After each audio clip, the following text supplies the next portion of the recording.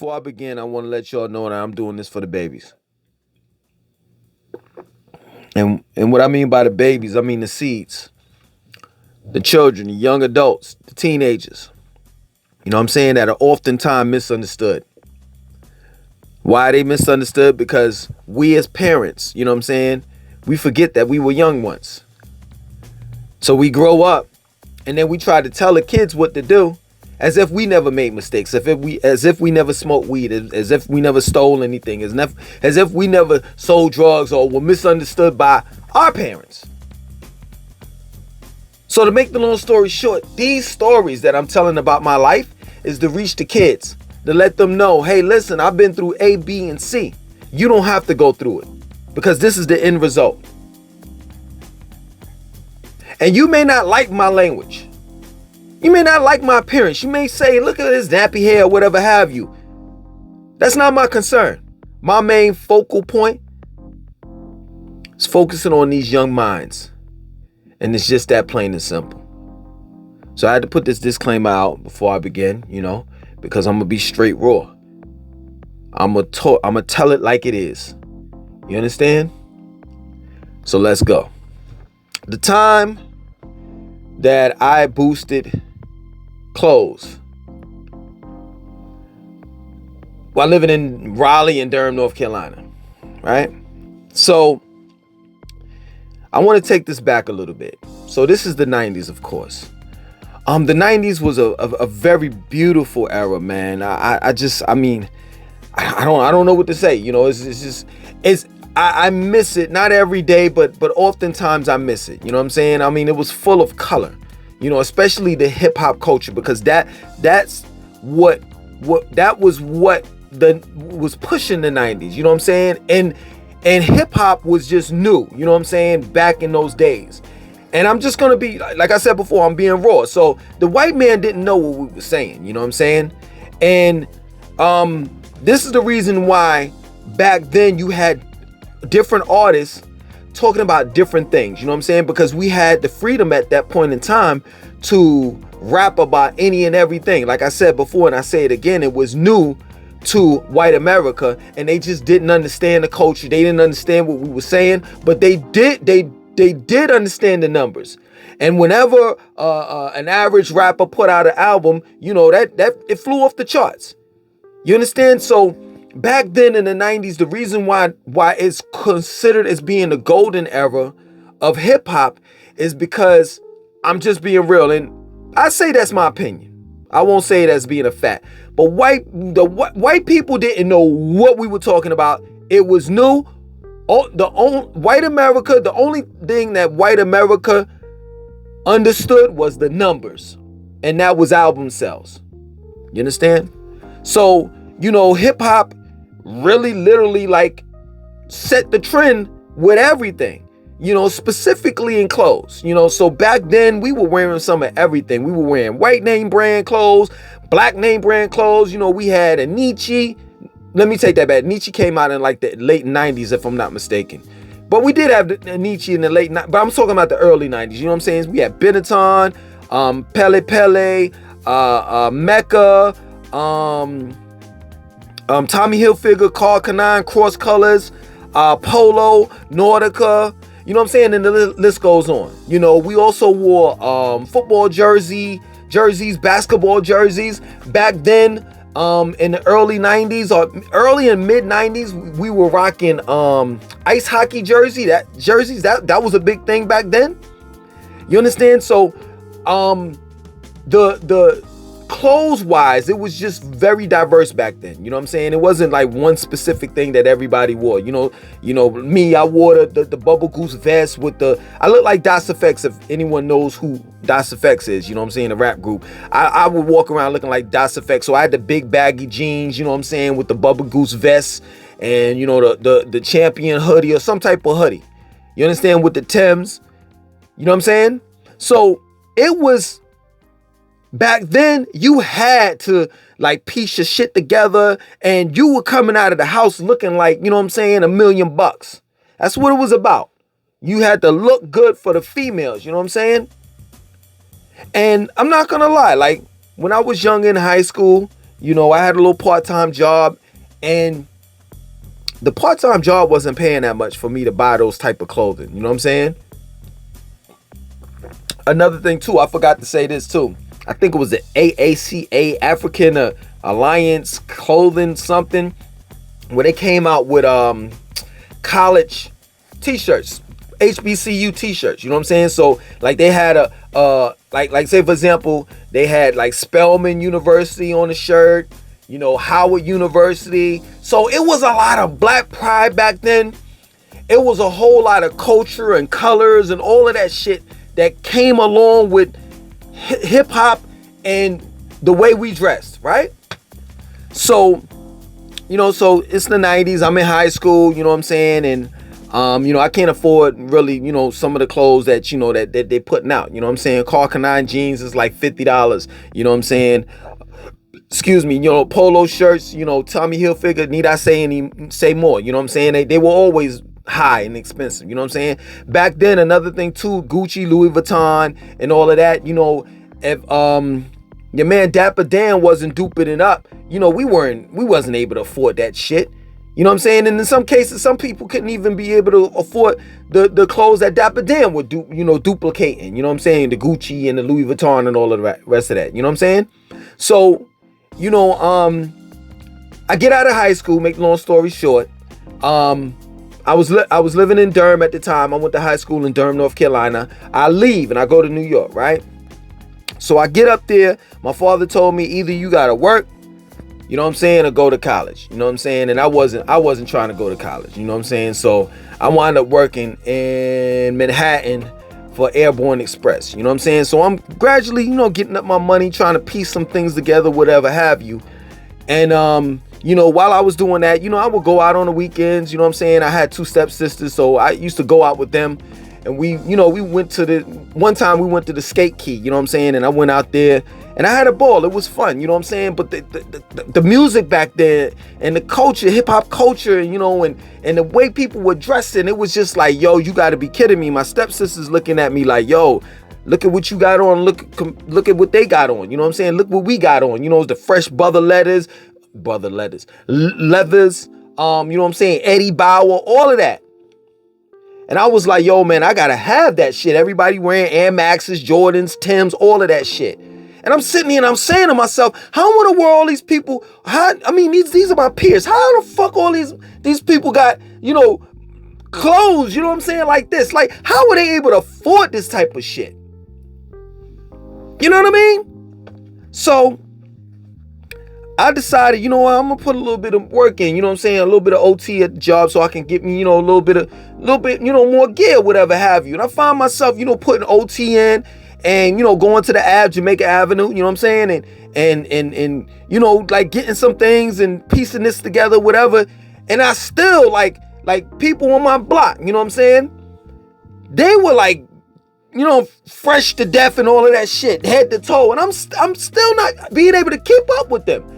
Until one day, I ran into this dude, and we was kicking it or whatever. And he was on some shit like, yo, what you do? You know, you hustle or whatever? I was like, nah, you know, I just go to work. He was like, yo, man, let me tell you something.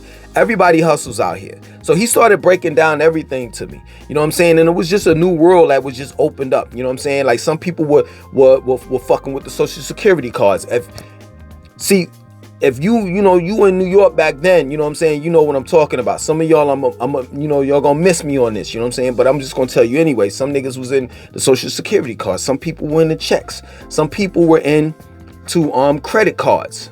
You understand? Some people were into, you know, IDs and shit, going to different states, getting fake IDs and shit. Not fake IDs, real IDs, but it's not being them. You know what I'm saying? Their first name and last name. It was just a whole different lot of hustles going on that you know, back in the 90s like that. You know what I'm saying? Some motherfuckers were out there selling crack. Some was selling weed. You know what I'm saying? While others were boosting. Right? So I was like, yo, man, you know, I ain't too much into the Social Security cards and the credit cards and shit like that, because I already knew, like, if motherfuckers get caught, you know, that's some serious charges. But I was really kind of like infatuated with the whole boosting shit, because then I started realizing, well, shit, Now I understand how these motherfuckers are getting these expensive ass clothes. You know what I mean? So he was like, yo, listen, I'm gonna put you on to my man, and you know what I'm saying? You talk to him and y'all, work it out or whatever. So I got put on to the dude, to his man or whatever. I call him man D, right? You know what I'm saying? D, cool, mad cool or whatever have you. I talked to him and he just laid it down to me. Now this is in Queens, you know what I'm saying? So he's like, yo, what we do is we go in and he was like giving me examples, like get prime example, we go into Green Acres Mall, Valley Stream, and we hit up a store. It's like 3 or 4 of us, we walk in and there's one person that has the bag, and the 3 or 4 of us, we walk around the store and we just, take stuff and we throw it in the bag. And then we got another dude. He said it was a team, so it was like 5 of them. So it was one that was the lookout, and then it was 3 that was going throughout the store taking shit, and then the 4th one was the one that had the bag. And he was like, yo, after we done, the 4th one that has the bag will be the one that walk out with the bag. And I was like, all right, cool, I understand that, but what do you want me to do? You know what I'm saying? He was like, yo, I want you to be the one that walks out with the bag. And I'm like, all right, so let me get this right. Y'all gonna go through the whole store taking shit, and then y'all gonna dump that shit on me. What if a security guard or someone, sees me walk out with the bag? Now, let me bring it back a little bit. This is the early 90s where at that time, they weren't really coat checking and they weren't really bag checking. You understand? In other words, this is in New York. You could bring your bag and your jackets and all of that shit inside the store. You understand? So he was like, yeah, if you walk out with the bag and the security guard try to stop you, you know what I'm saying? You if you got your ox on you, you just $150 and start running. And I didn't really like that. I wasn't too cool with that, like slashing somebody's face because I stole some merchandise and shit, and the security guard got to take the L for it. So I didn't like it. I told him I didn't want to do that shit. You know what I'm saying? And I kept on going to work, and eventually my father and I, we bang heads, pause. You know what I'm saying? There's 2 tourists staying in the house, and I was like, fuck it. You know what I'm saying? I'm out. So I moved back to Durham. When I moved back to Durham, I already knew what I was going to do. Back in New York, they had changed the policies and everything like that. And I saw the gradual change where they were coat checking, bag checking, and all the rest of that shit. And just doing some of everything, like it was as if like they caught up with the criminals, you know what I'm saying, and what the criminals was doing. But down south, things were slow. It was like they were fucking light years behind New York. So I knew that I could hit up these different stores and malls and shit like that, and I could get away with the shit. You know what I'm saying? Because of the fact that, the South, I took advantage of the South being so behind, So I got it with 2 dudes, and I told them the plan. The plan is we all 3 gonna go in there, and ain't gonna be no one person keeping a bag and shit like that.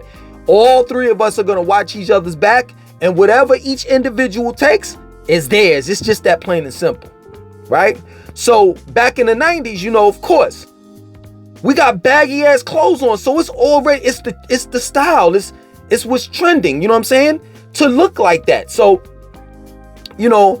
each time I would go out, it'll be 3 of us, it'll be a crew of 3, and we would wear these big ass baggy clothes, and I would have each one of us would have like jogging pants under the baggy jeans, you know what I'm saying, or like two shirts layered under the hoodie jackets. Now, the hoodies, and you know what I'm saying? Now, check this out.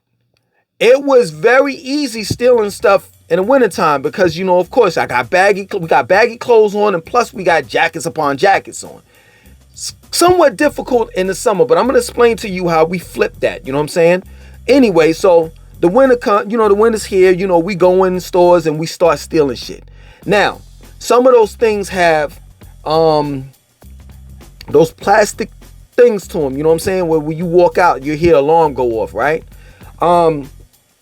back then, they were just like decoys. They really didn't. They really wasn't working. You know what I'm saying? I could tell you countless times that we took shit out of the stores and no alarm went off. You understand? I think one time alarm went off and we stopped and the dude looked at us and he was like, man, go ahead. And we just kept on going. So we would go in these stores, right? Let's say a department store like Dillard's, you know what I'm saying, in Durham, North Carolina, when South Square Mall was popping, you know what I'm saying? Now they destroyed it, they bulldozed it down or whatever, and they replaced it with this mall called Southgate Mall that's like way over in like Jordan River and shit in that area, close to Raleigh or whatever, somewhere close to Raleigh. Research Triangle Park. So we would go into a store like Dillard's in South Square Mall, and we would take, let's say for example, this jersey right here. You understand, this LeBron James jersey, right? We would take that, and I have this shirt on, and I would take it and put it right here, stuff it in my shirt. So I'm taking heat. I got a Bubble Goose vest on, and I got a hoodie, a Champion hoodie on, along with a shirt like this and another shirt like this. So basically, I'm sticking that jersey down in my shirt, and I'm basically suppressing it, and I wasn't nothing but a $120 anyway. You understand? So I was able to take jerseys such as this one right here, take about 4 or 5 of them, you know what I'm saying, and put them in my shirt. You know, something such as a pair of jeans or something like that. Let me see right here. Like, these are my workout jeans, you know, but something like these, you know what I'm saying? Let's just say these are jeans, you know what I'm saying? I would stuff that shit in my pants, right? But guess what? I told you it was inside my pants. It was some joggers. So when I stuffed it in there, you couldn't tell that it was anything there because I had baggy jeans on and it would cover the joggers. You understand? And then also on top of that, like how the shirts were being suppressed, like I suppressed the shirts or compressed it rather. That's what I would do with the jeans. I would compress that. Now, we would do this other thing too. We would go inside fitting rooms, right? So we would try on, like, say for example, I get 8 pair of jeans, right? I would go in a fitting room and try them on. But as I'm trying them on, I would take the jeans and tie them around my leg, and then put the jogging pants over it, and then my big ass pants over those jogging pants. So this is a system that we had worked out, and we were able to take clothes, you know, for a minute. You understand? And then eventually it became a business because, you know, Durham is nothing but so big, you know what I'm saying, as well as Raleigh, North Carolina as well. You know what I'm saying? So, you know, we got connected with the drug dealers, the guys that had all of the money and shit like that, and they knew what we were doing, and you know, they were like, yo, listen, if you get me this, they had to check, you know, like a list of shit that they wanted us to get, you know, and we would go out there and we would check it off, you know. Okay, you want this, the specific hockey Penguin Mighty Ducks or whatever that shit is. It was like a duck on it or some shit like that, you know, that specific jersey. The ice hockey joint, the hockey jersey. All right, cool. You want the polo jeans, this, that. So cool. Check. We bring that shit back. Boom, they hit us off. We had a whole big system going on, you know what I'm saying? And it worked. Until, of course, niggas start getting greedy. Niggas start getting arrogant. And, you know, I'm not going to lie. That's when things started going downhill. You know, one of my peoples, you know what I'm saying? I call him T. You know, he would walk in Foot Locker. You know how Foot Locker is. I don't know. I ain't been to the mall in years, you know what I'm saying? But, you know, like Foot Locker used to be like, you know, the jerseys used to be hung up everywhere. And then, you know, the sneakers were like under the jerseys or whatever. So this man would, never forget, one day we was out there and we was stealing shit. T was taking shit off the goddamn hangers. Now, everybody's around. He taking shit off the hangers, and then he's asking for a size 10 and some Jordans. They bring him a size 10. And he's like, yo, this is the wrong size. And then he orders it, you know, he tells him, can you bring the right size back? Like I said before, the South was way behind and they didn't realize what the fuck we were doing. You know what I'm saying? So the guy would leave the size 10 sneakers right there. And T would be like, yo, bring me 10 and a half because I can't wear these. So the guy would leave the size 10 right there by mistake and shit, not knowing that is T's right size.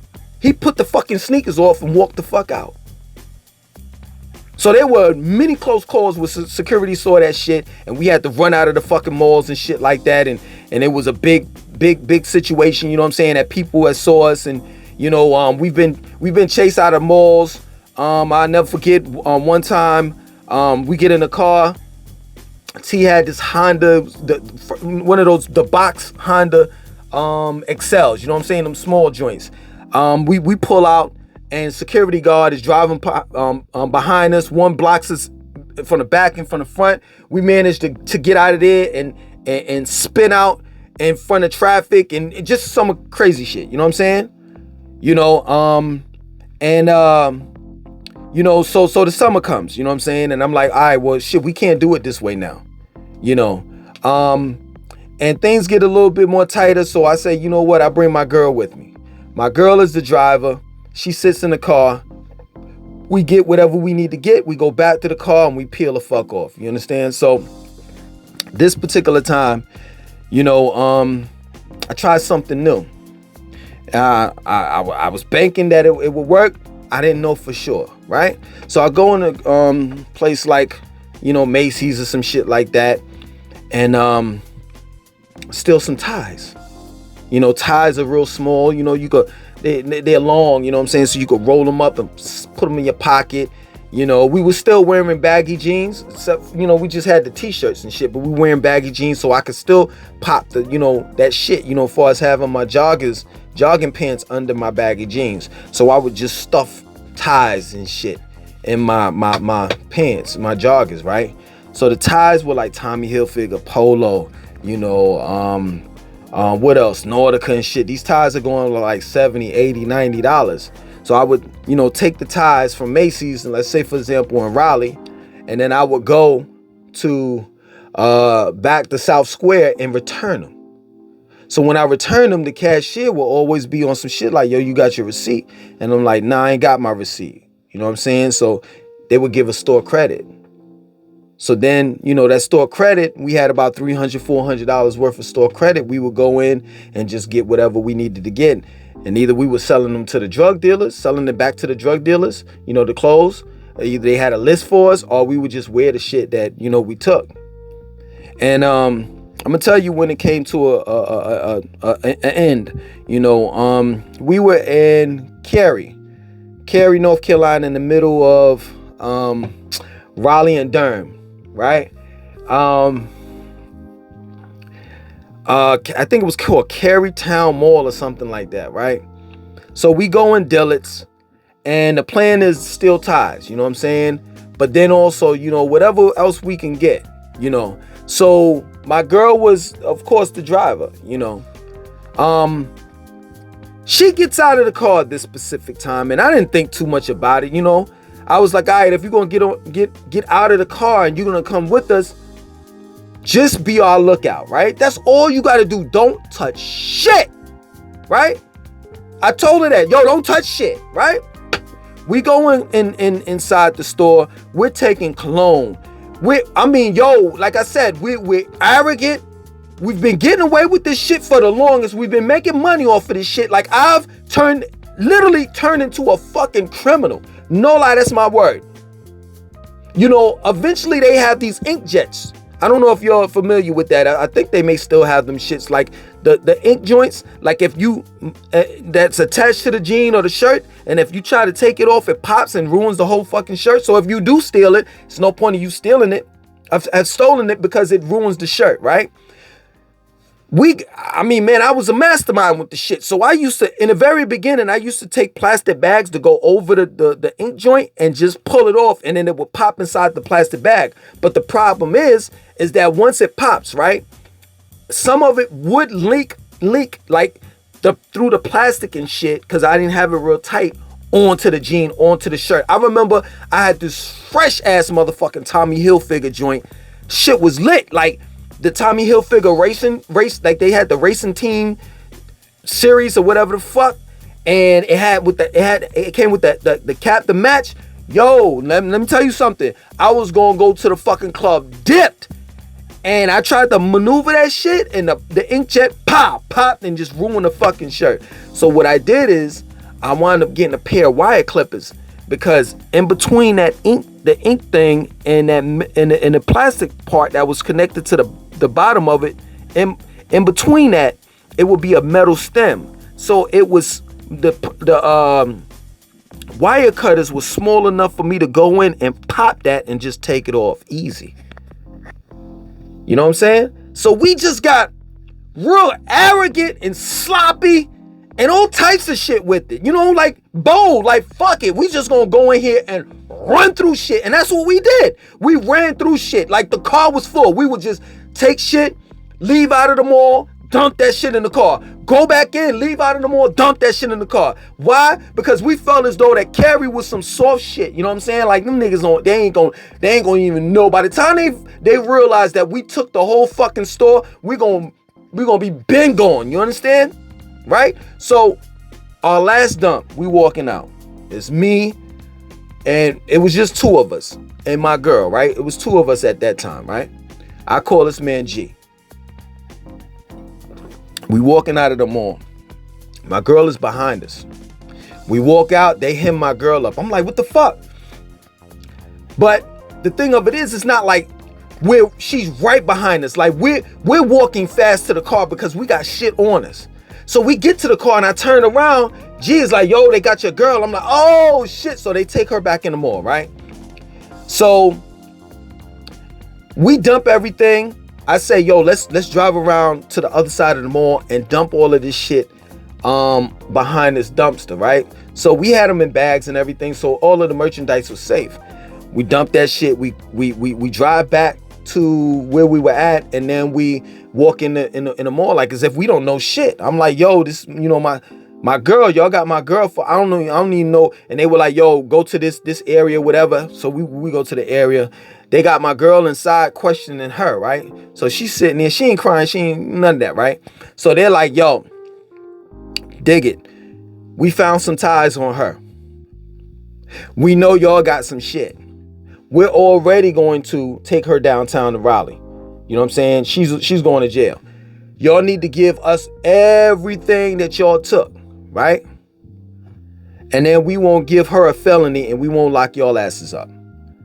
So they called our bluff. I mean, I could have drove off. We could have drove off and got away with the shit and said, fuck my girl. But this is my girl. So we went back and got the shit, dumped the shit all. They told us to dump it all on the floor, and we had it all on the floor. And they was like, yo, you got to be kidding me. Yo, what were y'all thinking here? You know what I'm saying? The white guys are laughing like, y'all took a lot of shit.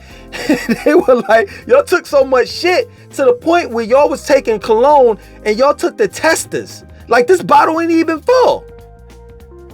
So they wind up taking her to jail. I had to take my money. I forgot to tell you this. You know what I'm saying? I had enough sense to do this, right? While I was in the process of stealing shit, I got accepted to a HBCU college called St. Augustine's College in Raleigh, North Carolina. So, throughout that whole summer, I was getting up the money to get my books and all of the things that I needed to go to school. You understand? So all that money that I got up, you know what I'm saying, from boosting clothes and shit, I had to give that money to the detention center, Raleigh or whatever, to get my girl out, right? So I decided, man, I wasn't gonna do this shit anymore, and I stopped. We had connections, you know what I'm saying? Like I said before, and I say it again, back in the days, everybody was hustling and doing something, whether it was credit cards, social security cards, boosting, selling drugs, or whatever the fuck, you understand? Fake IDs, all of that, We weren't living under a one world system, you know what I'm saying? One world order, where, like, say for example, if like in the 90s, if you typed in my name, and I was wanted in New York wouldn't know anything about any type of, North Carolina wouldn't know anything, any warrants about me, in New York or whatever. And by the time they found out, I would be ghost. You understand? So, make the long story short, man, my girl wound up going with these chicks from Brooklyn. You know what I'm saying? Because, chicks, dudes, niggas was hustling down south, chicks was boosting and shit like that. And they got me some clothes. You know what I'm saying? And so I at least look fresh to death in college. But I was broke as shit. And that's another story. That story I'll save for the next time, And that story is when I started selling drugs.